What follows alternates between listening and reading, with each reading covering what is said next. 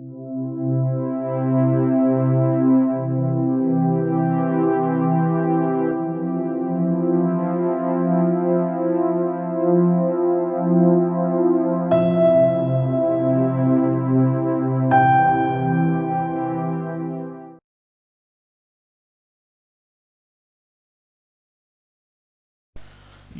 செய்தியுடைய தலைப்பு don't compromise, ஒத்துப்போகாதே என்று. பிதாவாகிய தேவனாலும் கர்த்தராகிய இயேசு கிறிஸ்துவினாலும் கிருபையும் சமாதானமும் உண்டாவதாக. ஆமென். சாத்தானுடைய மிகப்பெரிய தந்திரங்களில் ஒன்று நம்மை உலகத்துக்கு ஒத்துப்போக செய்வது. அவனுடைய மற்றொரு தந்திரம் மாம்சீகத்துக்கு ஒத்துப்போக செய்வது. அவனது மற்றொரு காரியம் அவனுக்கே நாம் ஒத்துப்போக வேண்டும் என்று. உலகம், மாம்சம், பிசாசு இம்மூன்றுக்கும் நாம் ஒத்துப்போக வேண்டும். வைராக்கியமாய் கர்த்தரை பின்பற்றக்கூடாது. இவைகளுக்கு சற்று இடம் கொடுக்க வேண்டும். உலகத்துக்கு இடம் கொடுக்காவிட்டால் வாழ முடியாது. மாம்சிகத்துக்கு இடம் கொடுக்க முடியாவிட்டால் சந்தோஷமாக இருக்க முடியாது. பிசாசுக்கு இடம் கொடுக்காவிட்டால் புத்திசாலித்தனமாக நடக்க முடியாது. இவ்விதமாக மனிதர்கள் சொல்லி காம்ப்ரமைசிங் ஸ்பிரிட், ஒத்து போகிற ஆவியை நம்மிடத்தில் கொண்டு வருகிறார்கள். சந்தர்ப்பம் மனிதனை நெருக்குகிறது, சத்தியம் மனிதனை அழைக்கிறது. சத்தியமா சந்தர்ப்பமா? சந்தர்ப்பத்துக்கு மனிதன் சற்று சாய்வானால் அவன் ஒத்து போய் விடுகிறான், சந்தர்ப்பத்துக்கு சத்தியத்தை தள்ளி விடுகிறான். உறவா உண்மையா? உறவின் பக்கம் சாய்வானால் உண்மையை தள்ளி விடுகிறான். ஆகையினாலே உறவுக்காக உண்மையை விட்டுவிடக்கூடாது, சந்தர்ப்பத்துக்காக சத்தியத்தை தள்ளிவிடக்கூடாது. We should never compromise. நாம் ஒருபோதும் கர்த்தருடைய வழிகளில் உலகத்தோடும் மாம்சத்தோடும் ஒத்து போகாத நல்ல மனநிலைமையோடு எப்போது இருக்க வேண்டும். என் பிரியமான சகோதரனை, சகோதரியே, வாழ்க்கையில் பல சூழ்நிலைகள் உங்களை வேத வசனத்தை விட்டு, அழைப்பை விட்டு விலகச் செய்யும். விலகிவிடலாமா? விலகிவிட்டால் லாபமாக இருக்குமே, விலகாவிட்டால் நெருக்கமாக இருக்குமே என்று பல சூழ்நிலைகள் வரும். அந்த சமயத்தில் விலகி விடாதீர்கள். அப்படி விலகி விடுதலுக்கு பெயர் தான் ஒத்து போகுதல். உலகத்தின் பயமுறுத்தலுக்கோ கவர்ச்சிக்கோ நீங்கள் ஒத்து போய் விடாதீர்கள். பிசாசனுடைய பயமுறுத்தலுக்கோ அவனுடைய வாக்குகளுக்கோ நீங்கள் பயந்து விடாதீர்கள். கர்த்தருடைய வசனத்தின்படியே இருக்க வேண்டும். பிரியமானவர்களே, வெற்றியோடு முன்னேறி கொண்டிருக்கும் பொழுது திடீரென்று ஒத்து போகிற ஒரு சூழ்நிலைக்கு பலியாகி வெற்றி பாதையிலே தலைகீழாக விழுந்து விடுகிறோம். ஆவிக்கேற்ற நிலையிலும் சரி, உலக பிரகாரமாக இருந்தாலும் சரி, வெற்றி படிக்கட்டில் ஏறிக்கொண்டிருக்கும் பொழுதே உலகத்தோடு ஒத்து போகிறதின் நிமித்தமாக வழுகி விழுந்து விடுகிறோம். இதைத்தான் நான் நாளிலே உங்களுக்கு விளக்கி சொல்ல விரும்புகிறேன். ஒரு சின்ன கிராமம். அந்த கிராமத்திலே ஒரு பெண் உட்கார்ந்து பாடத்தை படிக்கிறார். அக்கம் பக்கத்தில் உள்ளவர்கள் இந்த பெண்ணை பார்க்கிறாள். எங்கே படிக்கிறாய் என்று. கல்லூரியில் படிக்கிறேன். என்ன படிக்கிறாய் என்று. நான் பிஏ படித்து கொண்டிருக்கிறேன். எப்போது முடிப்பாய் என்று. இன்னும் ஒரு வருடத்தில் என் படிப்பு முடிந்துவிடும். அதன் பிறகு நான் ஒரு நல்ல வேலைக்கு போவேன், ஒரு பட்டதாரியாக இருப்பேன் என்று அவள் சொல்லுகிறாள். பக்கத்தில் உள்ள சொல்லுகிறார்கள், படித்து என்ன பிரயோஜனம்? பெண் பிள்ளை ஏன் படிக்க வேண்டும்? பெண் பிள்ளைகளுக்கு படிப்பதற்கு உனக்கு எத்தனை வயது? எனக்கு 18 வயது. திருமணமாகி வீட்டில் இருக்க வேண்டியதுதானே. இது பெற்றோருடைய காதிலே விழுகிறது. உடனே பிள்ளையை அழைத்து மேற்கொண்டு படிக்க வேண்டாம். வகுப்பிலே முதன்மையான பெண், வெற்றியை எட்டி கொண்டிருக்கிறாள். கல்லூரியிலே பாராட்டு, நல்ல மாணவி, வருங்காலத்தில் ஒரு கலெக்டராய் வருவாள், வருங்காலத்தில் ஒரு உயர்ந்த நிலைமைக்கு வரக்கூடும் என்று எண்ணுகிற ஒரு மகள் திடீரென்று கல்லூரிக்கு வரவில்லை. ஏன் திருமண அழைப்புதல் வருகிறது? திருமணம் முடிந்து விட்டது. பெற்றோர்கள் அவளை வற்புறுத்தி திருமணத்துக்கு உட்படுத்தி படிப்பு நின்று விட்டது. காலச்சக்கரம் சுழந்தது. 2 பிள்ளைகளை வைத்துக்கொண்டு அக்கண்ணீரோடு உட்கார்ந்திருக்கிறார். வீட்டில் வறுமை, ஒரு காசு சம்பாதிக்க முடியாத நிலைமை. படித்திருந்தார். அன்றைக்கு மாத்திரம் இந்த ஊரார் என்னை நெருக்கும் போது என் பெற்றோர்கள் ஒத்து போகாதிருந்தார், காம்ப்ரமைஸ் பண்ணாதிருந்தார், என் வாழ்க்கை எவ்வளவு நலமாக இருக்கும். இப்படி பலியாகிவிட்டேனே, வெற்றியோடு வரவேண்டிய நேரத்தை நம் வாழ்க்கை இப்படி பலியாகிவிட்டது என்று அவள் வருத்தப்பட காரணம், அவள் லக்கை விட்டு வெளியேறுவதற்கு சூழ்நிலைக்கு பலியானாள். சூழ்நிலை, சந்தர்ப்பங்கள் அவருடைய பாதையை மாற்றி அமைத்தது. உலக பிரகாரமாக மாற்றி அமைத்தால் இப்படி ஒரு நஷ்டம். ஆனால் ஆவிக்கேற்றபடி வாழ்க்கை மாற்றி அமைத்தால் நஷ்டம் மாத்திரமல்ல, நித்திய மரணம். ஆகையினால் ஆவிக்கேற்ற சூழ்நிலையிலே ஒருபோதும் நாம் இந்த உலகத்தோடு ஒத்து போகவே கூடாது. கர்த்தர் நமக்கு வைத்த லக்கை நோக்கி நாம் ஓட வேண்டும். இப்பொழுது நான் மோசேயை உங்கள் முன்னால் நிறுத்தி இஸ்ரவேல் ஜனங்களை எகிப்து அடிமைத்தனத்திலிருந்து வெளியே கொண்டு வர விரும்புகிற அவன் எத்தனையாய் பாடுபடுகிறான், அவனுக்கு எத்தனை விதத்திலே சோதனைகள் வருகின்றன, அவைகளை எப்படி நின்று பிடித்தான் என்பதை உங்களுக்கு மிக சுருக்கமாக சொல்லி நான் முடிக்க விரும்புகிறேன். அவன் எதிர்த்து நின்ற ஒரு மனிதன் பார்வோன். இந்த பார்வோனுடைய மனதை பாருங்கள். யாத்திராகமம் 5ஆம் அதிகாரம் 2ஆம் வசனம். யாத்திராகமம் 5ஆம் அதிகாரம் 2. அதற்கு பார்வோன், நான் இஸ்ரவேலை போகவிட கர்த்தரின் வார்த்தையை கேட்கிறதற்கு அவர் யார்?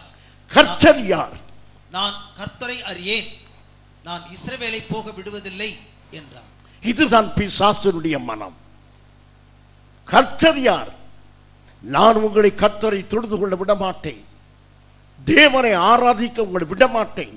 இதுதான் பிசாசு நம் ஒவ்வொரு மீதும் எடுத்த ஒரு அறைகூவல். ஏதா 5 வாரம் ஆராதனையா, 1 வாரத்துக்கு நான் நிறுத்துவேன், எப்படியாவது என் ஜனங்களை என் பக்கம் இழுப்பேன். இதுதான் சாத்தானுடைய அறைகூவல். நம்முடைய தேவனை தொழுது கொள்ளக்கூடாது என்பது அவனுடைய மனம். Moses understood the mind of Pharaoh. பார்வோனுடைய மனதை மோசே அறிந்து கொண்டான். பார்வோனுடைய மனம் இஸ்ரவேல் ஜனங்கள் தேவனை தொழுது கொள்ளக்கூடாது என்று. நீங்கள் சந்தோஷமாக இருக்கக்கூடாது, கர்த்தருக்குள்ளே நீங்கள் ஜெபம் பண்ணக்கூடாது, வேதம் வாசிக்க கூடாது, ஆராதனைக்கு வரக்கூடாது என்பது பிசாசுடைய தந்திரம். அதனாலே உங்களை எப்படியாவது தடுத்து நிறுத்த வேண்டும் என்பது அவனுடைய நோக்கம். பிரியமானவர்களே, சாத்தான் எப்படி வருகிறான் தெரியுமா? இயேசுவுக்கு நீங்கள் கொடுக்க போகிறீர்கள் உங்கள் வாழ்க்கையை, இயேசுவுக்கு உங்கள் வாழ்க்கையை கொடுக்க போகிறீர்கள். No objection. நீ கர்த்தர் இயேசுவுக்கு உன் வாழ்க்கையை கொடுத்து விடு, but not the whole life. ஆனால் வாழ்க்கை முழுவதும் அல்ல. Give me something for me. I have a claim on your life. உன்னுடைய வாழ்க்கையிலே எனக்கு ஒரு பங்கு உண்டு, அதை எனக்கு தந்து விட்டு போ. முழுவதும் கர்த்தருக்கு செலுத்தி விடாதே. உன் வருமானம் முழுவதும் கர்த்தருக்கு கொடுக்காதே, எனக்கும் கொஞ்சம் கொடு. என்னையும் ஆராதே, என்னோடு நேரம் செலவிழி. முழுமையாக வாழ்க்கையை கர்த்தருக்கு கொடுத்து விடாதே. காம்ப்ரமைஸ். நம்மை சாத்தானோடு ஒத்து போக செய்ய பலவிதமான சூழ்நிலைகளை வாழ்க்கையிலே கொண்டு வருகிறான். சாத்தான் சொல்லுகிறான், சரி, உன் திருமணத்தை எப்படி நடத்த போகிறாய்? நான் திருமணத்தை வேத வசனத்தின்படி தான் நடத்துவேன். திருமணத்தை எங்கு நடத்த போகிறாய்? நான் ஆலயத்தில் தான் நடத்துவேன். சரி, ஒன்று கேட்பாயா? என்ன? உன் வார்த்தையை நான் கேட்பதில்லை, இதை கேள். வரதட்சணை என்பதிலே உறுதியாக இரு. இது நான் உனக்கு சொல்லுகிற ஆலோசனை வருங்காலத்தில் உனக்கு பிரயோஜனமாக இருக்கும். சாத்தான் அங்கு ஒரு பிரச்சனையை உருவாக்குகிறான். என் பிரியமான சபையே, சாத்தானுக்கு எந்த இடத்திலும் ஒத்து போகாதீர்கள். உடனே சாத்தான் சொல்லுவான், என்ன நீ விசேஷமாக பரலோகத்திலிருந்து வந்திருக்கிறாயா? பூமியில் உள்ள காரியங்களை பார், மற்ற மனிதர்கள் எல்லாம் எப்படி நடக்கிறார்கள், அவர்களை விட நீ என்ன புத்திசாலியா? ஒரே பிடிவாதமாக பைபிள் பைபிள் என்று இருக்கிறாயே, அப்படியெல்லாம் யாரும் இருக்க முடியாது. முழுமையாக கிறிஸ்தவனாய் இருக்க முடியாது, முழுமையாய் விசுவாசத்தில் வாழ முடியாது. அப்போது நீங்கள் சொல்லுங்கள், என் கர்த்தருடைய பலத்தினாலே என்னாலே முழுமையாக கிறிஸ்தவனாய் இருக்க முடியும், நான் கர்த்தருக்குள் முழுமையாக ஓட முடியும். அப்பாலை போ சாத்தானே என்று சாத்தானை துரத்துங்கள்.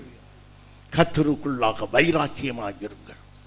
ஆகவே எல்லா விதத்திலும் தேவனுக்குள்ளாக வைராக்கியமாக இருக்க வேண்டும். ஒரு காரியத்தில் கூட நீங்கள் சாத்தானோடு ஒத்து போகவே கூடாது. லஞ்சம் கொடு, அப்போதான் வேலை கிடைக்கும். உடனே ஒரு கிறிஸ்தவரே வருவார், என்ன தம்பி பயப்படுகிறாய், யார் தான் லஞ்சம் கொடுக்கவில்லை? அதெல்லாம் கர்த்தர் பெரிய சீரியஸாக எடுக்க மாட்டார். இப்போது கர்த்தரே மாறிவிட்டார், அவரே மறந்திரும்பி இருக்கிறார். நீ லஞ்சம் கொடு, வேலை கிடைத்ததும் தசமமாக கொடு, கர்த்தர் பேசாமல் வாங்கிக் கொள்வார். என்ன சொல்ல வேண்டும் அவரை பார்த்து? சத்தம் போட்டு சொல்ல முடியாவிட்டாலும் மௌனமாய் சொல்லுங்கள், அப்பாலை போ சாத்தானே என்று.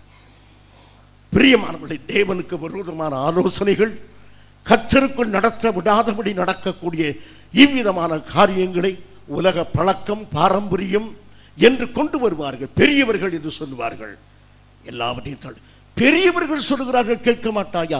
என் இயேசு பெரியவர், அவருடைய வார்த்தைக்கு மிஞ்சி எந்த பெரியவரும் கிடையாது. என் ஆண்டவர் சொல்வதை நான் கேட்பேன். ஆகவே கர்த்தருக்குள் நாம் வைராக்கியமாக இருக்க வேண்டும். அருமையானவர்கள், சரி, ஒவ்வொரு ஞாயிற்றுக்கிழமையும் நீ ஆராதனைக்கு போக வேண்டுமா? கண்டிப்பாக போக வேண்டும். ஒரு ஞாயிற்றுக்கிழமை கூட எங்களோடு வரக்கூடாதா? ஒரு பிக்னிக், ஒரு மீன் பிடிக்க. எங்களையும் ஆண்டவர் மீன் பிடிக்கத்தான் போக சொல்கிற. சாயங்காலம் மீன் பிடிக்க எங்கே போய் பிடிக்கிற? எந்த குளத்தில்? மெட்டு குளத்தில் போய் மீன் பிடிக்கிறோம். ஆத்மாவை பிடிக்கிறோம். பிரியமானவர்களே, உலகம் இழுக்கிறது. சரி, ஞாயிற்றுக்கிழமை முழுவதும் கர்த்தருக்கா? ஆமா,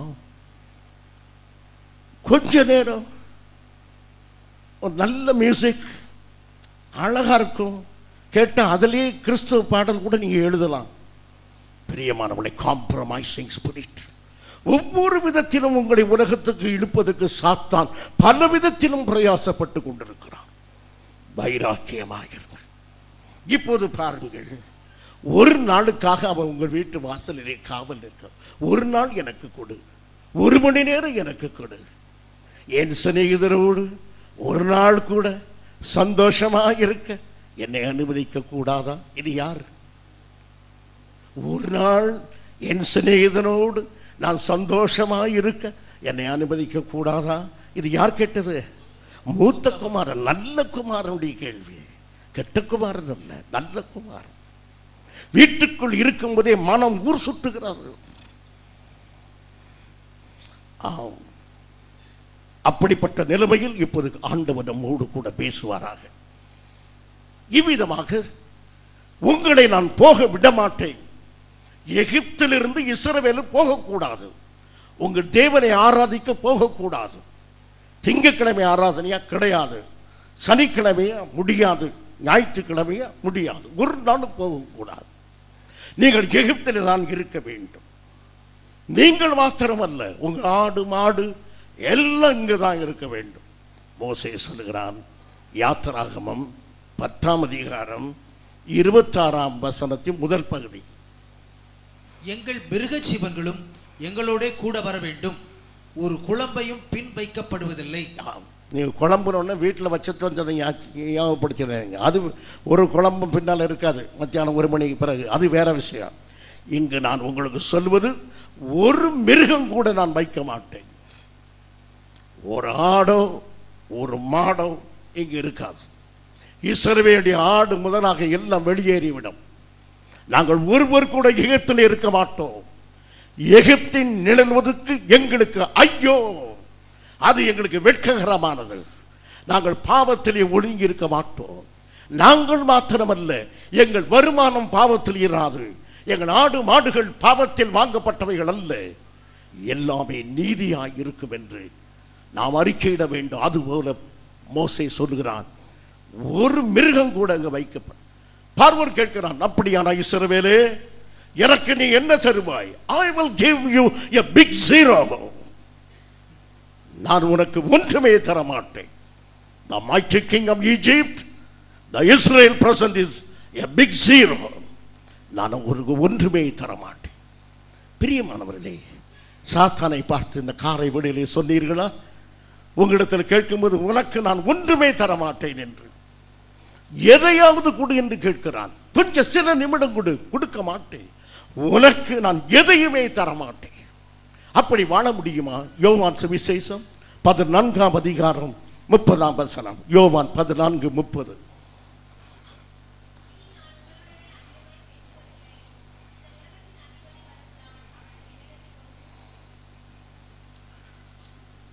இதோ உலகத்தின் அதிபதி வருகிறான். அவன் யார்? பிசாசு வருகிறான். அவனுக்கு என்னிடத்திலே ஒன்றுமில்லை. அவன் தேடி தேடி பார்க்கிறான் இயேசுவிடத்திலே தனக்கு ஏதாவது இருக்குமா என்று. எங்கேயாவது ஒரு பொய் சொல்லியிருப்பாரா, எங்கேயாவது மாற்றி பேசியிருப்பாரா என்று தேடி தேடி பார்த்தான். அவனுக்கு என்னிடத்தில் ஒன்றுமில்லை. பிரியமானவர்களே, ஒவ்வொரு கிறிஸ்தவனையும் பார்த்து சாத்தான் ஒரு கூடையை எடுத்துக்கொண்டு வருகிறான். என்ன அவனுக்கு வேண்டியது உங்கள் வாழ்க்கையிலே கிடைக்குமா என்று எடுத்துக்கொள்வதற்கு வருகிறான். கூடையை எடுத்துக்கொண்டு ஒரு விசுவாசி வீட்டில் வந்து உட்காருகிறான்.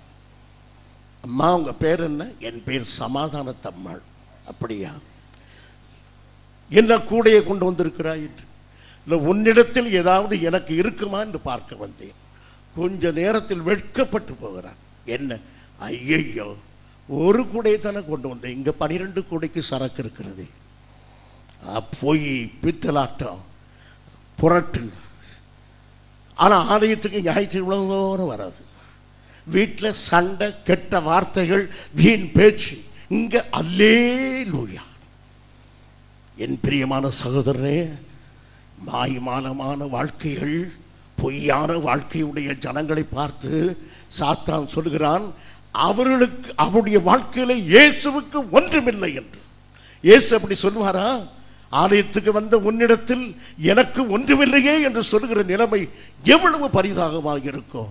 ஆனால் மோசே அப்படி சொல்லவில்லை. பார்வோனே, உனக்கு என்னிடத்திலே ஒன்றுமில்லை. இயேசு சொல்லுகிறார், சாத்தானே, உனக்கு என்னிடத்திலே ஒன்றுமில்லை. நாம் எல்லாரும் சொல்ல வேண்டும், சாத்தானே, உனக்கு என் வாழ்க்கையில் ஒன்றுமில்லை. சொல்வீர்களா? ஆமென். அப்படி ஒரு வாழ்க்கை இருந்தால் நாம் ஒத்து போகாத வாழ்க்கை, பிசாசோடு, மாம்சத்தோடு, உலகத்தோடு ஒத்து போகாத ஒரு வாழ்க்கை. சாத்தான் இப்போது சொல்லுகிறான், ஆல் ரைட், பி எ கிறிஸ்டியன், ஒரு கிறிஸ்தவனாய் இரு, பரவாயில்லை, ஆனால் please adjust with me for a few minutes, கொஞ்ச நேரம் என்னோடு இரு, கொஞ்சம். நீ எல்லா நேரமும் இயேசுவிடத்தில் இரு, எல்லாம் இயேசுவே, எல்லாம் இயேசு, எப்படி வேணாலும் பாடு, கத்து, என்ன வேணாலும் சொல்லு, கொஞ்ச நேரம், ஃபியூ மினிட்ஸ். காலையில் வந்து பார்த்துரு, எழுந்துலாம் உட்கார வேண்டாம், போர்வை போட்டு மூடிக்கிட்டே என்கிட்ட பேசு, எனக்கு மரியாதையெல்லாம் வேண்டாம், நீ எப்படி இருந்தால் நான் வருவேன். என் பிரியமான சகோதரனே, கொஞ்ச நேரம் சாத்தானோடு காலை நேரத்தில் இருப்பீர்களானா? சாத்தான் எப்படி வருவான்? டிவி மூலமாக வருவான். இப்படி இருந்தால் நம்முடைய வாழ்க்கை எப்படி இருக்கும்? அருமையானவர்களே, காலையிலே டிவி மூலமாக சாத்தான் உங்கள் பிள்ளைகளை சந்திக்கிறான். ஆகவே இந்த காலை வேளையில் நீங்கள் மிகுந்த உங்கள் குடும்ப ஜெபத்தோடு நீங்கள் உங்கள் வாழ்க்கையை ஆரம்பியுங்கள். கர்த்தருக்கு இடம் கொடுங்கள். காலையிலே முதல் வார்த்தை காஃபி அல்ல, கர்த்தர். உங்களது முதல் வேலை கர்த்தரை தேடுவது. தேவனுக்காக கொடுங்கள். அருமையானவர்களே, வெளிப்படுத்தல் 3ஆம் அதிகாரம் 20ஆம் வசனம். இதோ வாசற்படியில் நின்று தட்டுகிறேன்,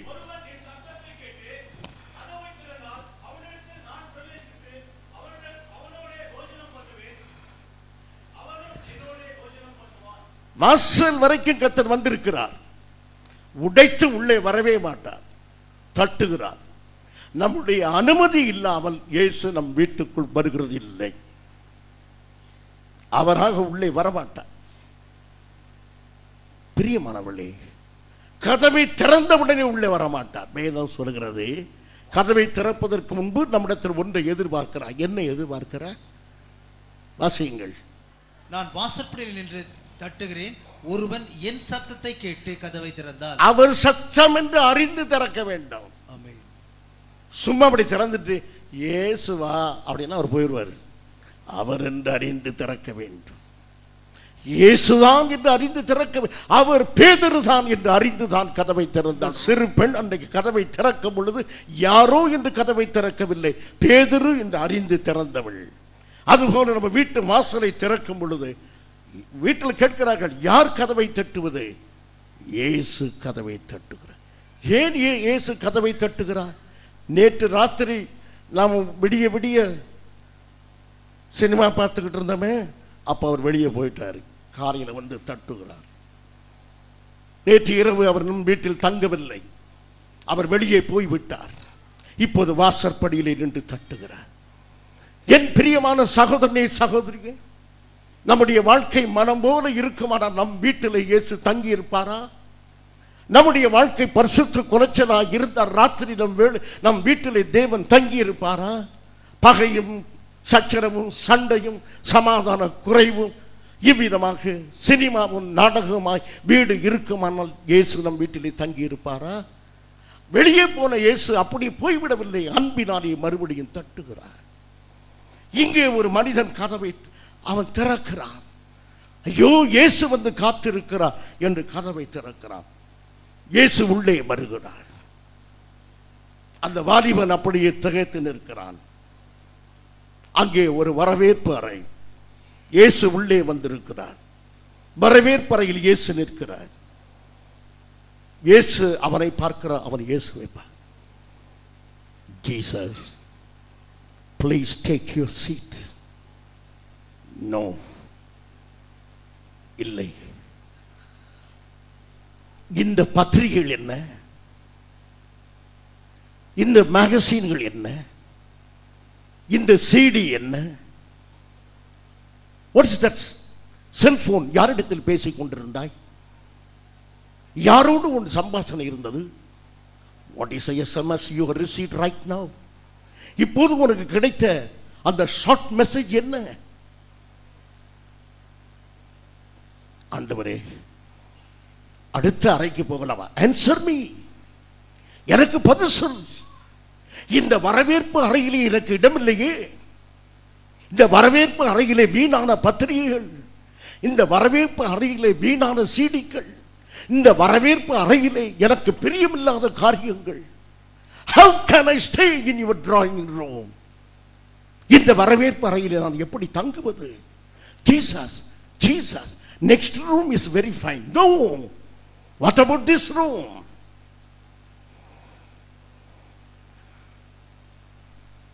Yes, I want to see your study room.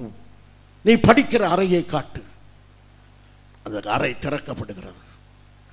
What is this wallpaper? இந்த சுவரில் ஒட்டப்பட்டிருக்கிற படம் என்ன? இந்த ஆபாச படம் ஏன் இங்கே இருக்கிறது? ஓ, டிவி இஸ் ஆன். இந்த படத்தை தான் நீ பார்த்து கொண்டிருக்கிறாயா? You are a Christian. What's your name? Livingston. Livingston. You have the name of a mighty missionary working in Africa. ஆப்பிரிக்காவில் வேலை செய்த ஒரு மிஷனரி பெயர் வைத்திருக்கிறாய். நீ அசுத்தமான படங்களை பார்த்து கொண்டு. Okay, I want to see your bedroom. No master, no master, no master, no, no. That's my privacy. That's my private room. That's my private room. I will not invade your privacy as long as nothing contrary to my Bible is there. என்னுடைய வேதத்துக்கு மாறான ஒன்று அந்த அறையில் இருக்காத பட்சத்தில் உன்னுடைய ரகசிய அறைக்கு நான் வர மாட்டேன். Now open your bedroom. Past Jesus, no, no. Who is there? Who is inside? இப்போது ஆண்டவர் சொல்கிறார், வீட்டினுடைய எல்லா அறைகளும் எனக்கு சொந்தமாக இருந்தால் இந்த வீட்டுக்குள் நான் இருப்பேன். ஏதேனும் ஒரு அறை எனக்கு இல்லை என்று அது உனக்கு சொந்தமாக இருக்குமானால் அது சாத்தானுக்கு நீ கொடுக்கிற இடம். ஒரே வீட்டிலே 9 அறைகள் எனக்கும் ஒரு அறை சாத்தானுக்கு இருக்குமானால் நான் அந்த வீட்டிலே தங்க மாட்டேன். I will not stay under this roof. ஆம் பிரியமானவர்களே, அவர் வெளியேற போகிறார். இயேசு அந்த வீட்டை விட்டு வெளியே போகிறார். அப்போது அவரை பார்த்து ஒரு கேள்வி கேட்கிறார். In this bedroom you are compromising with devil. இந்த படுக்கை அறையிலே நீ சாத்தானோடு ஒத்து போகிறாயா?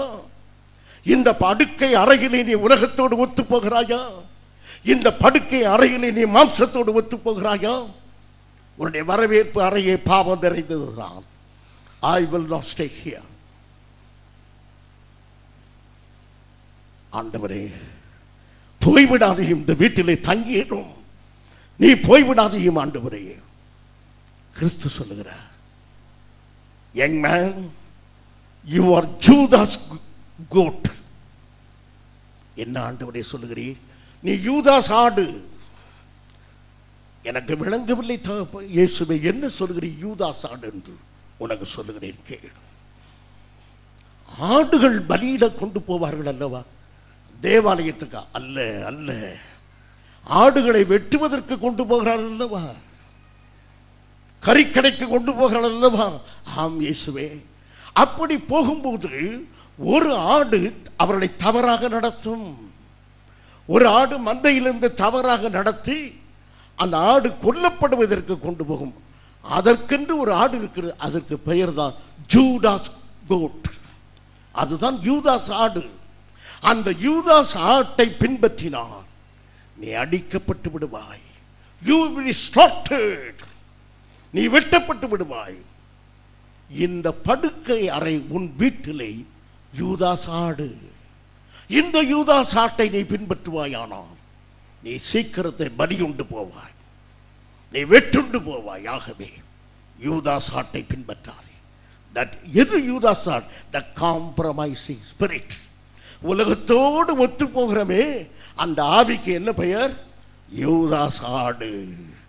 அந்த ஆட்டை வளர்க்காதீர்கள், அந்த ஆட்டை துரத்துங்கள். அந்த ஆட்டுக்கு வீட்டிலே அந்த ஆட்டுக்கு இடம் கொடுக்காதீர்கள். அது எங்கேயாவது இருக்கும், படுக்கை அறையிலே, வரவேற்பு அறையிலே, சாப்பாட்டு அறையிலே, எங்கேயாவது வந்து உட்காரும். அதை துரத்துங்கள். ஆகவே அவ்விதமாக செய்வீர்கள், ஆனால் நீங்கள் பாக்கியவான்களாக இருப்பீர்கள். இப்போது நான் செய்திக்குள்ளாக நான் இன்னும் கொஞ்சம் போக விரும்புகிறேன். இதுதான் முன்னுரை, எப்படி நாம் கெட்டு போகிறோம் என்று சற்று நான் வேகமாக சொல்லி நான் முடிக்க விரும்புகிறேன். ஒத்துப்போவதற்கு மோசே இடத்தில் சாத்தான் எத்தனையோ வழிகளை திறக்கிறான். முதல் வழி, உலகிலே தங்கிவிடு. யாத்திராகமம் 8ஆம் அதிகாரம் 25ஆம் வசனம். அப்பொழுது பார்வோன் மோசேயையும் ஆரோனையும் அழைப்பித்து, நீங்கள் போய் உங்கள் தேவனுக்கு தேசத்திலே தானே பலியிடுங்கள் என்றார். நீங்கள் பலியிடலாம், கர்த்தரை தானே தொழுது கொள்ள வேண்டும் என்று சொல்கிறீர்கள். கர்த்தரை நல்ல பலியிடுங்கள். என்ன பாட்டு பாட விரும்புகிறீர்கள்? திருப்பாதம் நம்பி வந்தேன். நல்ல பாடுங்க. தெருவில் உட்கார்ந்து திருப்பாதம் நம்பி வந்தேன் நல்ல பாடுங்க, வேண்டாம் என்று சொல்லவில்லை. ஆனால் எங்குதான் பாட வேண்டும்? எகிப்து தேசத்தில் தான் பாட வேண்டும்.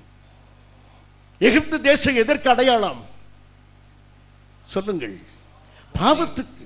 பாவத்தில் இருந்து கொண்டே கர்த்தரை தொழுங்கள். உங்களை ஏன் பாவத்தை விட்டு போகிறீர்கள்? சினிமா தியேட்டரில் உட்கார்ந்து கொண்டே இடைவெளியிலே தேவபிதா இந்த மேய்ப்பன் அல்லவென்று பாடுங்கள். யார் உங்களை வேண்டாம் என்று சொன்னது? சினிமாவும் பாருங்கள், வேதத்தையும் வாசியுங்கள். நீங்கள் எப்படி என்னை விட்டு எகிப்தை விட்டு போய்விடாதீர்கள். எகிப்திலே இருங்கள். யாருக்கு பலியிடுங்கள்? கர்த்தருக்கு பலியிடுங்கள். எவ்வளவு தந்திரமான பேச்சு பார்த்தீர்களா? பலியிட வேண்டாம், கர்த்தருக்கு பலியிட வேண்டாம் என்று சொல்லவில்லை. கர்த்தருக்கு பலியிடுங்கள். ஆனால் எங்கே தான் இருக்க வேண்டும்? எகிப்தில் தான் இருக்க வேண்டும். You may serve Jesus but recognize my authority. நீங்கள் இயேசுவுக்கு ஊழியம் செய்யுங்கள், ஆனால் என்ன அதிகாரத்தை நீங்கள் மதியுங்கள். எனக்கும் அதிகாரம் உண்டு உன் மீது. இப்ப சாத்தான் உங்களிடத்தில் வந்து சொல்லுகிறான், வைத்துக் கொள்வோம், இயேசுவை தொழுது கொள்ளுங்கள், வெளியே வரும்போது நான் நிற்பேன், எனக்கும் உங்கள் மீது அதிகாரம் உண்டு. நீங்கள் என்ன சொல்வீர்கள்? அப்பாலே போ சாத்தானே. You have no authority over me. என் மீது உனக்கு அதிகாரமே இல்லை. I belong to Jesus. நான் இயேசுவுக்கு முழுமையாக சொந்தமாக இருக்கிறோம் சொல்வீர்களா? ஹல்லேலூயா. இந்த சத்தத்தை அவனும் கேட்டுக்கொண்டு இருப்பான். வாருங்க வெளியே பார்ப்போம் என்று. பிரியமானவர்களே, திருமண ஒழுங்குகள் நடக்கின்றன. நல்ல ஜெபம், நல்ல ஜெபம், உபவாசம், திருமண அழைப்பதில் எழுதியிருக்குது. இது கர்த்தரால் வந்தது. பிரதர், டிசம்பர் மாதம் திருமணத்தை வைத்துக் கொள்ளலாமா? எப்போ? கடைசி வாரம். அது அவ்வளோ நல்லா வராது பிரதர். ஏன்? குளிராக இருக்கும்னா? இல்லை இல்லை இல்லை, வேற ஒன்றும் இல்லை. இந்த மார்கழி மாதம் பொதுவாக கல்யாணம் வைக்கிறது இல்லை. யார் சளி பிடிச்சுக்கிடுமா? என் பிரியமான சகோதரனே சகோதரிய, மார்கழி மாதம், ஆடி மாதம் இதெல்லாம் பார்ப்பதான் எகிப்தில் வாழ்வது. கர்த்தருடைய பிள்ளைகளாக நாம் எப்போது எகிப்தை விட்டு வருவது? நம்முடைய பழக்க வழக்கங்களில் எகிப்து ஒட்டி கொண்டே இருக்கிறது. பெரியவர்கள் சொன்னார்கள் வீட்டு வாசலை அப்படி வை, வாசற்படி இப்படி வை. இதெல்லாம் யார் கற்றுக் கொடுத்தது? என் பிரியமானவர்களே, இப்படியே எகிப்தில் இருந்து கொண்டே கர்த்தரை தொழுது கொண்டே இருக்கிறோமே. வனாந்தரத்தில் கர்த்தருக்கு ஆராதனை செய், ஆனால் எகிப்தில் வந்து என்னையும் ஆராதிக்க வேண்டும். இதுதான் சாத்தானுடைய வேலை. கர்த்தரையும் ஆராதிக்க வேண்டும், யாரையும் தொழ வேண்டும்? சாத்தானையும் தொழ வேண்டும். எகிப்திலும் ஆராதனை வேண்டும், வனாந்தரத்திலும் ஆராதனை வேண்டும். இவ்விதமாக நம்ம இருக்க செய்கிறார். பிரியமானவர்கள், இந்த நாட்களிலே இப்படியே தான் நடக்கும். மோசே என்ன சொல்கிறான் பாருங்கள். அதற்கு மோசே, அப்படி செய்ய தகாது, அப்படி செய்ய தகாது. எங்கள் தேவனாகிய கர்த்தருக்கு நாங்கள் எகிப்தியருடைய அருவருப்புகளை பலியிடுவதாயிருக்குமே. எகிப்தியருடைய அருவருப்பை நாங்கள் அவர்கள் கண்களுக்கு முன்பாக பலியிட்டால் எங்களை கல்லறிவார்கள் அல்லவா? இது உங்களுக்கு விளங்குகிறதா அவள் என்ன சொல்கிறார் என்று? நாங்கள் தேவனுக்கு பலியிடுவதை எகிப்துக்கு, அப்படி பார்த்தா ஏதோ மோசே எகிப்தியரை ரொம்ப மெச்சி சொன்னது போல தெரிகிறது அல்லவா? அப்படி அல்ல. அது என்ன சொல்ல வருகிறான் தெரியுமா? ஒரு ஆட்டையோ எதையோ நான் பலியிட போனால் அந்த ஆடு உனக்கு தெய்வம். அந்த ஆட்டை பலியிடும் போது நீ குறுக்க வருவாய், ஓ எகிப்தின் தெய்வத்தை நீ பலியிட விட்டாய் என்று. ஏன்னா எகிப்தினுக்கு எல்லாமே தெய்வம் தான். அவனுடைய முக்கியமான தெய்வம் எது தெரியுமா? தவளை. அதனால தான் ஆண்டவர் வீடு பூராவும் தவளை கொண்டு வந்து தேவ சமூகத்தால் நிறைத்தார். எகிப்து தேசம் முழுவதும் எதுதான்? தவளை இருந்தது. ஒன்று கவனியுங்கள், அங்கு உள்ள மந்திரவாதிகளை எதை கொண்டு வந்தார்கள்? பாம்பு, தவளையை கொண்டு வந்தார்கள். இப்போது பிரச்சனை, தவளையை மோசே கொண்டு வந்தான், உடனே மந்திரவாதி கொண்டு வந்தார்கள். உடனே மோசே சொல்ல, பார்த்தாயா, என்னுடைய ஆட்களும் கொண்டு வரும். அடுத்த பிரச்சனை, தவளையை விரட்ட வேண்டும். யாராலையும் விரட்ட முடியாது, மந்திரவாதி. என்ன தெய்வம், தெய்வத்தை விரட்ட மாட்டான். சொல்லுவான், இந்த தவளையை நீ விரட்டு. மந்திரவாதி, ஐயோ குல தெய்வமாச்சு, அதை விரட்டினா என் பிழைப்பே கெட்டு போகும். அதை விரட்ட யார் தான் வேண்டும்? கர்த்தருடைய மனுஷனாகிய மோசே. ஆகவே அருமையானவர்களே, எல்லா இடத்திலும் தேவன் வைராக்கியம் உள்ளவராய் இருந்து தம்முடைய ஜனங்களுக்காக போராடினபடியினாலே மோசே கர்த்தருக்காக வைராக்கியமாய், தன்னை கடவுள்கள் ஒன்றாக சேர்ந்தாலும் ஒரு காபிரியல் தூதனுக்கு பதில் சொல்ல முடியாத அற்பமான தெய்வங்கள். இந்த தெய்வங்கள் நம்மை ஜெயிக்காது. நம்முடைய தேவன் பெரியவர். இஸ்ரவேலின் தேவன் அசைக்க முடியாத சர்வ வல்லமை உள்ள தேவன். இந்த தேவனுடைய அடைக்கலம் மிகுந்த நாம் உலகத்தில் எதற்குமே நாம் ஒத்து போகவே மாட்டோம். கர்த்தருடைய பிள்ளைகளை எங்க பார்த்தாலும் பிரச்சனை தான். உடனே சொல்லுவார், ஒரே பிடிவாதம் பிடித்தது இது, எதுக்கு அசைந்து கொடுக்க மாட்டேங்குது. காரணம் என்ன? Is a child of God, தேவனுடைய பிள்ளை. ஆனால் என்ன கிடைக்கும் தெரியுமா? ரொம்ப பிடிவாதம், கொஞ்சம் கூட அசைய மாட்டேங்குது. அம்மி அசைந்தா கூட இது அசையவே இல்லையே, அசையாது. ஏனென்றால் தேவனது பிள்ளைகள் உலகத்தின் காரியத்துக்கு அசைந்து கொடுக்க மாட்டார்கள். நீங்க எப்படி அசைந்து கொடுப்பீர்களா, கொடுக்க மாட்டீர்களா? கொடுப்பீர்களா? கொடுக்க மாட்டீர்கள். சரி, நல்லது. அருமையானவர்களே, கர்த்தருக்குள்ளாக நீங்கள் அசையாதபடி இருக்க வேண்டும். எந்த சூழ்நிலையிலும் நாங்கள் பாவத்தோடு ஒட்டி இருக்க மாட்டோம், உலகத்தோடு ஐக்கியமாக இருக்க மாட்டோம். என்ன சொல்ல வாசியுங்கள் நீங்கள். அவன் என்ன சொல்லுகிறான் என்று. எகிப்தினுடைய அலுவலப்பை பலியிடுதா இருக்க வேண்டுமே, நாங்கள் அவர்கள் கண்களுக்கு முன்பாக பலியிட்டால் அவர்கள் எங்களை கல்லறிவார்கள் அல்லவா? வாசியுங்கள். நாங்கள் வனாந்திரத்தில் 3 நாள் பிரயாணம் போய் நாங்கள் வனாந்திரத்தில் 3 நாள் பிரயாணம் பண்ணுவோம். ஏன்னா 3 நாள், ஏன் 3 நாள் பிரயாணம் பண்ணி போனால் எகிப்தினுடைய ஒரு கட்டடம் கூட கண்ணுக்கு தெரியாது. எகிப்தினுடைய ஒரு பாட்டு சத்தம் கூட காதல உள்ளது. கிட்ட இருந்த பாட்டு சத்தம் கேட்கும், 1000 ஒருவன் சத்தம் கேட்கும், அங்க கேட்காது. ஆகவே எகிப்துக்கு போய்விட்டால், எகிப்தை விட்டு 3 நாள் பிரயாணம் பண்ணிவிட்டால் எகிப்தினுடைய நடனங்கள் காதில் கேட்காது, எகிப்தின் அருவருப்புகள் கண்ணில் படாது. ஆகவே உலகத்தின் அருவருப்பு, உலகத்தின் ஆபாசங்கள், உலகத்தின் பாவங்கள், உலகத்தின் அக்கிரமங்கள், இவைகளுக்கு விலகி இருப்பதுதான் 3 நாள் பிரயாணம். என் பிரியமான சபையே, 3 நாள் பிரயாணம் வந்திருக்கிறீர்களா? 3 நாள் பிரயாணம். The total separation from Egypt. பாவத்தை விட்டு முற்றிலுமாக விலகி விட்டோம். அதுதான் 3 நாள் பிரயாணம். உங்களை எத்தனை பேர் 3 நாள் பிரயாணம் பண்ணி இருக்கிறீர்கள்? அருமையானவர்களே, how many of you have traveled for 3 days? 3 நாட்கள் நீங்கள் பிரயாணம். நீங்கள் பாக்கியமானவர்கள். நீங்கள் 3 நாள் பிரயாணம் முற்றிலுமாக பாவ சூழ்நிலையை விட்டு நீங்கள் விலகி வர வேண்டும். அருமையானவர்களே, அடுத்தது, அது சமயம் அதிகமில்லை, நான் வேகமாக போகிறேன்.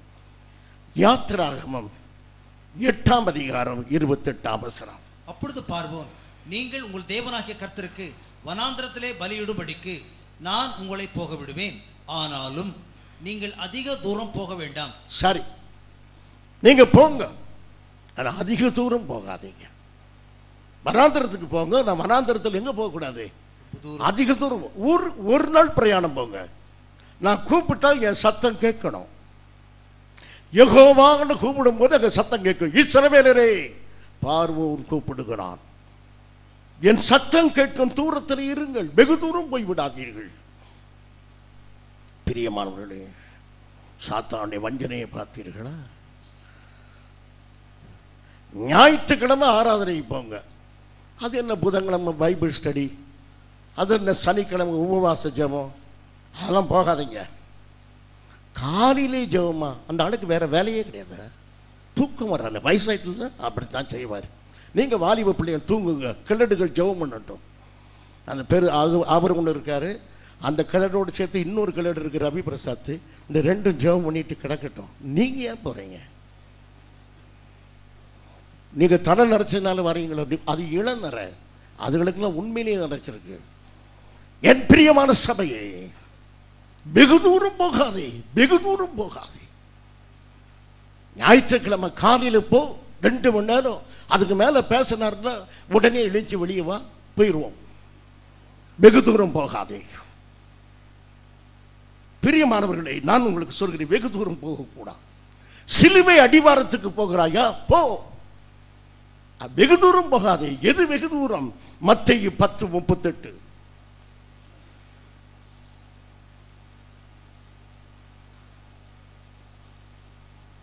தன் சிலுவையை எடுத்துக்கொண்டு என்னை பின்பற்றாதவன் எனக்கு பாத்திரன் அல்ல. நீ சிலுவை வரைக்கும் போகிறாயா? போ, ஆனா நீ ஒரு சிலுவையை தூக்க போகாத, அது வெகு தூரம். நீ இயேசுவினுடைய சிலுவை அடிவாரத்துக்கு போ, பாவ மன்னிப்பு பெற போ, அது வரையிலும் போ. ஆனா எதுக்கு போகாத? நீயே போய் ஒரு சிலுவையை தூக்கிட்டு வராத, அது உனக்கு அவசியம். ரொம்ப பலவீனமா இருக்கிற நீ, நேற்று கூட நீ காம்ப்ளான் சாப்பிடவே இல்லை, நீ ஒரு சிலுவையை தூக்க முடியாது, ரொம்ப கஷ்டம். ஹார்லிக்ஸ்லாம் இப்போ தீர்ந்து போச்சு, வேண்டாம் மகனே, போகாத. சிலுவை அடிவாரத்துக்கு போ. எதுக்கு போகாதே? சிலுவை, உனக்குன்னு ஒரு சிலுவை இருக்கிறதுன்னு சொல்லுகிறார் இல்லவா, அதை எடுக்காதே, அது வரைக்கும் போகாதே, வெகு தூரம் போகாதே. அடுத்ததாக மத்தேயு 11:28. மத்தேயு 11:28. வருத்தப்பட்டு பாரம் சுமக்கிறவர்களே, நீங்கள் எல்லாரும் என்னிடத்திலே வாருங்கள். போங்க, எல்லாரும் வர சொல்லியிருக்கார். போங்க, எல்லாரையும் தான் கூப்பிட்டுருக்கார். போங்க, நான் உங்களுக்கு இளைப்பாறுதல் தருவேன். போய் இளைப்பாறுதல் வாங்கிட்டு வாங்க. நல்ல சொல்லியிருக்காரு, போய் ரெஸ்ட் வாங்கிட்டு வாங்க, இளைப்பாறுதல் வாங்கிட்டு வாங்க. அடுத்த வசனத்துக்கு போகாதீங்க. நான் சாந்தமும் மன தாழ்மையுமாய் இருக்கு. ஐயா, இது வேண்டாம், சாந்தமா. நம்ம எவ்வளவு வைராக்கியமான குடும்பம், நம்முடைய முன் கோபம் தலைமுறைக்கு இருக்கு. தாத்தாக்கு எப்படி கோபம் வரும், அப்பாவுக்கு எப்படி வரும், எனக்கு எப்படி வரும், சாந்தமா. அது நம்ம குடும்பத்துக்கே ஆகாது. என் நுகத்தை உங்கள் மேல் ஏற்றுக்கொண்டு, என் நுகத்தை, என் பாரத்தை ஏற்றுக்கொண்டு என்னிடத்தில் கற்றுக்கொள்ளுங்கள். வேண்டாம். இளைப்பாறுதல் தருவாரா? போய் கேளு. நுகத்தை வைப்பாரா? வேண்டாம், அது வெகு தூரம். நமக்கு எது வரைக்கும் தான் போக முடியும்? இளைப்பாறுதல் தருகிற வரைக்கும் தான் போக முடியும். கிட்ட போனா அவர் சிலுவை வைப்பாரா? அவர் பாரத்தை தருவாரா? வேண்டாம். ஆம் பிரியமானவர்களே, அடுத்ததாக கேள், உங்களுக்கு கொடுக்கப்படும். போ போ போ, கேள், கொடுக்கப்படும். போய் கேளு. அடுத்ததாக கிட்ட போறணும். உனக்கு உள்ளதை விற்று தரித்திரு கொடு. வா வா வா, வந்துரு. வெகு தூரம். கேள், போ, விற்று கொடு, வா, வந்துரு. அதிக தூரம் போகாதே, கொஞ்ச தூரம் தான் போகணும். எது வரைக்கும் தான் போகணும்? பெற்றுக்கொள்வதற்கு போ, கொடுக்க போகாத. புத்திசாலியா இரு என்று சொல்லுது. அருமையானவர்களை, இவ்விதமாக பல பிரச்சனைகளை கொண்டு வருகிறதா இருக்கிறோம். நான் இன்னும் விவரமாக சொல்ல வேண்டும் என்று எண்ணினேன். இன்றைக்கு அதிக சமயமில்லை. யாத்திரம் மூன்றாவது வழி, யாத்திராகவும் 10:8-9 வாசியுங்க சீக்கிரமாக. அப்பொழுது மோசேயும் ஆரோனும் பார்வோனிடத்திற்கு திரும்ப அழைக்கப்பட்டார்கள். அவன் அவர்களை நோக்கி, நீங்கள் போய் உங்கள் தேவனாகிய கர்த்தருக்கு ஆராதனை செய்யுங்கள் என்று சொல்லி, யார் யார் போகிறார்கள் என்று கேட்டான். இப்ப கேட்கிறான். அப்பா தாத்தா கேட்கிறாரு வீட்டில் பெரியவர், இந்த ஞாயிற்றுக்கிழமை யார் யார் கோயிலுக்கு போறீங்க? பெரியவர் கேட்குறாரு வீட்டில். ஒன்று சொல்கிறான் பையன், அப்பா அம்மா நான், உங்கள் அக்காவும் போகிறாளா? அவள் வேண்டாம், அப்படி கல்யாணம் முடிகிற வரையிலும் கோயில் வேண்டாம், ஒன்று வேண்டாம், இங்கே இருக்கு. வாசிங்க. அதற்கு மோசே, எங்கள் இளைஞர்களோடும் எங்கள் முதியோரோடும் எங்கள் குமாரரோடும் எங்கள் குமார்த்திகளோடும் எங்கள் ஆடுகளையும் எங்கள் மாடுகளையும் கூட்டிக் கொண்டு போவோம். நாங்கள் கர்த்தருக்கு பண்டிகை கொண்டாட போகிறோம். நாங்கள் கர்த்தருக்கு பண்டிகை கொண்டாட போகிறோம். ஞாயிற்றுக்கிழமை எதுக்கு சர்ச்சைக்கு வந்தோம்? பண்டிகை கொண்டாட வந்தோம். ஆரவாரமாய் கர்த்தரை துதிக்க வந்தோம். இன்றைக்கு நமக்கு ஃபெஸ்டிவல் டே, விழா எடுக்க வந்தோம் கர்த்தருக்கு. அவ்விதமாய் வரும்போது நாங்கள் குடும்பமாய் போவோங்கிறான். 11ஆம் வசனத்தை வாசிங்க. பார்வோன் என்ன சொல்லுகிறான்? 11. அப்படி வேண்டாம், அப்படி வேண்டாம், புருஷராகிய நீங்கள் போய் கர்த்தருக்கு ஆராதனை செய்யுங்கள். நீங்க ஆண் பிள்ளைகள் மாத்திரம் போங்க, புருஷன் போங்க. மனைவி பாவம், பலவீன பாண்டவன் உங்க வேதமே சொல்லி இருக்குது. பலவீனப்படுத்தினாங்க, வீட்டில் இருக்கட்டும். ஐயோ பாவம், அவங்க வீட்டில் இருக்கட்டும். பெண் பிள்ளைகள் வேண்டாம். அதுவும் பாரு, மூத்த மக பங்கஜம் இப்போதான் சரி ஞானஸ்தானம் எடுக்கணும்னு சொல்கிறா. வேண்டாம், கல்யாணம் முடிஞ்ச பிறகு பார்ப்போம். இப்போ ஞானஸ்தானம் எடுத்தால் கல்யாணமே நின்று போகும். அதில் பொம்பளை பிள்ளைகளெல்லாம் அழைச்சிட்டு போகாதப்பா, அதுகள்லாம் இங்கேயே இருக்கட்டும். நீ வேணா போ, நீ எங்கே வேணாலும் போ, குடும்பத்தை கொண்டு போகாத. குடும்பம் பத்திரமாக இருக்கட்டும், விக்கிரகத்துக்கு முன்னால் இருக்கட்டும், அது பாவத்தில் இருக்கட்டும், அது எகிப்தில் இருக்கட்டும்.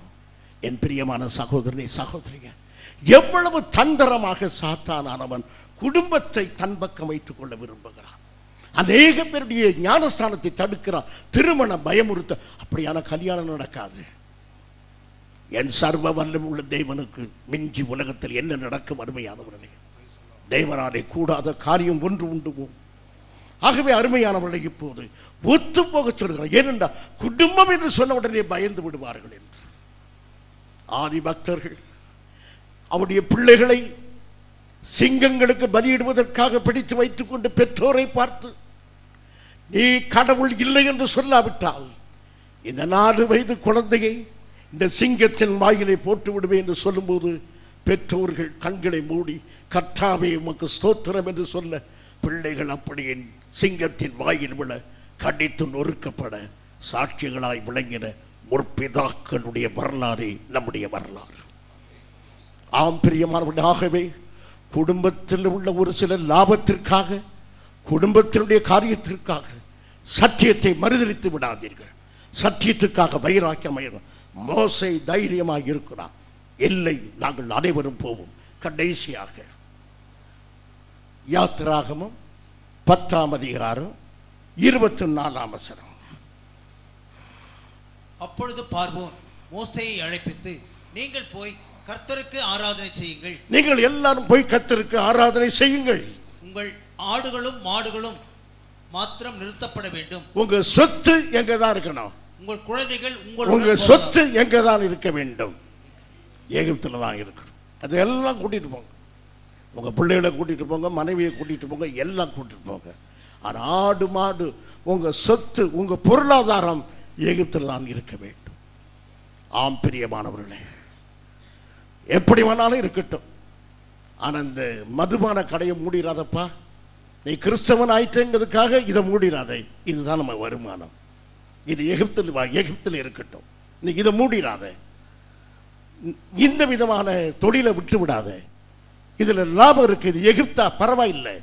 ஆடு மாடு இங்க இருக்கட்டும், வருமானம் இங்கே இருக்கட்டும். என் பிரியமான சபையே, தேவனாலே உங்களை பிழைப்பூட்ட முடியாதா? மதுபானம் தரக்கூடிய லாபத்தை கர்த்தர் தர முடியாதா?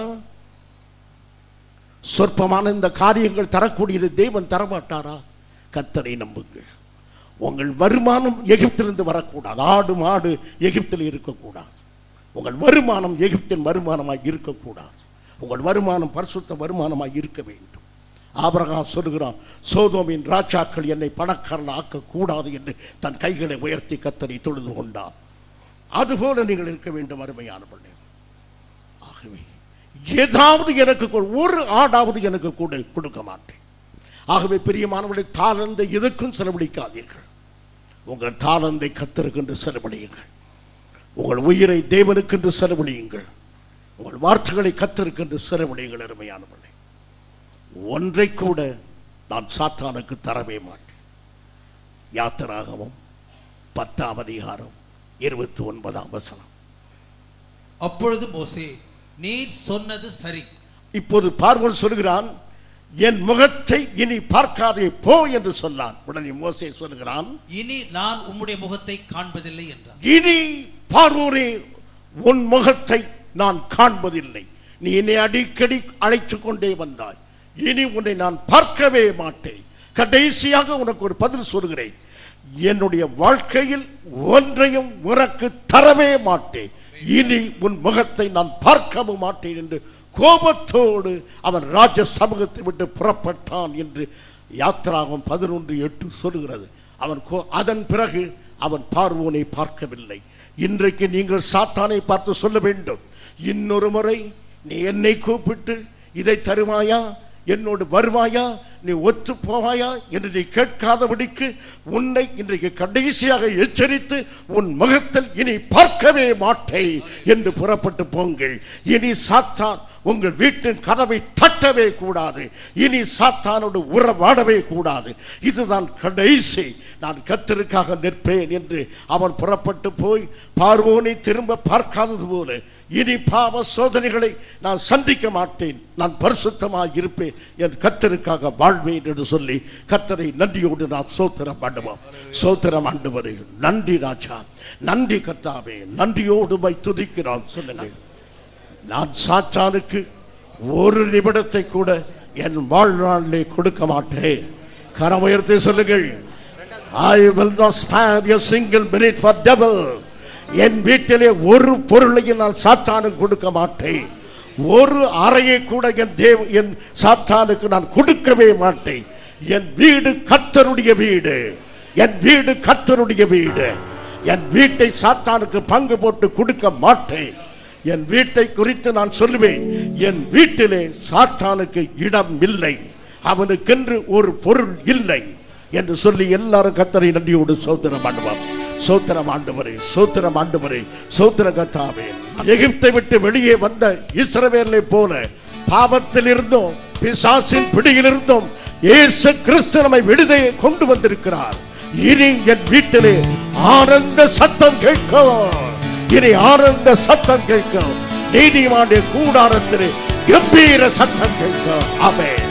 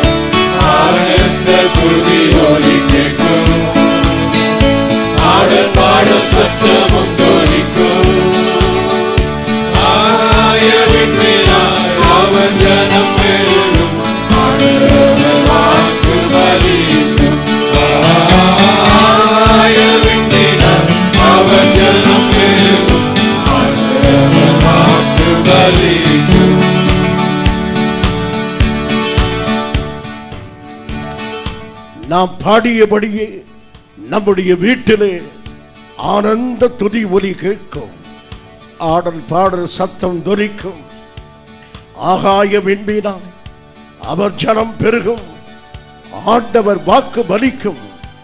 கர்த்தரை நன்றியோடு சோத்திரம் பண்ணுவோமா?